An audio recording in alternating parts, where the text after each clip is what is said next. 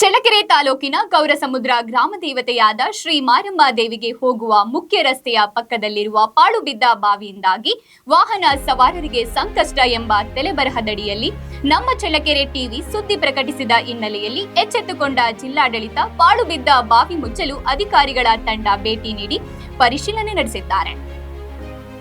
ಮೊಳಕಾಲ್ಮೂರು ಮಾರ್ಗವಾಗಿ ಆಂಧ್ರಪ್ರದೇಶ ಸುತ್ತಲಿನ ಪ್ರದೇಶಗಳಲ್ಲಿ ಆಗಮಿಸುವ ಭಕ್ತಾದಿಗಳು ಇದೇ ಮಾರ್ಗವಾಗಿ ಸಂಚರಿಸಬೇಕು. ಆದರೆ ತಿರುವಿನಲ್ಲಿ ಈ ಪಾಳು ಬಿದ್ದ ಬಾವಿ ಇರುವುದರಿಂದ ಅಪಾಯ ಕಟ್ಟಿಟ್ಟ ಬುತ್ತಿ. ಆದ್ದರಿಂದ ಅಪಘಾತ ತಪ್ಪಿಸಲು ಜಿಲ್ಲಾಡಳಿತ ಕ್ರಮಕ್ಕೆ ಹಾಗೂ ಸುದ್ದಿ ಬಿತ್ತರಿಸಿದ ನಮ್ಮ ಚಳ್ಳಕೆರೆ ಟಿವಿಗೆ ಸಾರ್ವಜನಿಕರು ಹಾಗೂ ವಾಹನ ಸವಾರರು ಧನ್ಯವಾದಗಳು ಅರ್ಪಿಸಿದ್ದಾರೆ. ಈ ರಸ್ತೆಯು ಪಕ್ಕ ತಡೆಗೋಡೆ ಇಲ್ಲದೆ ಕುಸಿಯುತ್ತಿರುವುದು ಅಪಾಯದ ಬಗ್ಗೆ ಸುದ್ದಿಯನ್ನ ಪ್ರಕಟ ಮಾಡಿದ್ದು, ಈ ಸುದ್ದಿಯು ಜಿಲ್ಲಾಡಳಿತಕ್ಕೆ ಗಮನಕ್ಕೆ ಬಂದಿದ್ದು, ಅತಿ ತುರ್ತಾಗಿ ಅಧಿಕಾರಿಗಳಿಗೆ ಬಾವಿಯನ್ನ ಮುಚ್ಚಲು ಆದೇಶ ಮಾಡಿದ್ದರಿಂದ ಬಾವಿಯ ಹತ್ತಿರ ಅಧಿಕಾರಿಗಳು ಬಂದು ವೀಕ್ಷಣೆ ಮಾಡಿ ಅತಿ ತುರ್ತಾಗಿ ಬಾವಿಯನ್ನ ಮುಚ್ಚಲು ಕೆಲಸ ಪ್ರಾರಂಭ ಮಾಡುತ್ತಾರೆ ಎಂದು ಅಧಿಕಾರಿಗಳು ಹೇಳಿದ್ದಾರೆ ಎಂದು ಸಾರ್ವಜನಿಕ ಗ್ರಾಮ ಪಂಚಾಯಿತಿ ಸದಸ್ಯರಾದ ಶಶಿಕುಮಾರ್ ನಮ್ಮ ಚಳ್ಳಕೆರೆ ಟಿವಿಯೊಂದಿಗೆ ಮಾಹಿತಿ ಹಂಚಿಕೊಂಡಿದ್ದಾರೆ.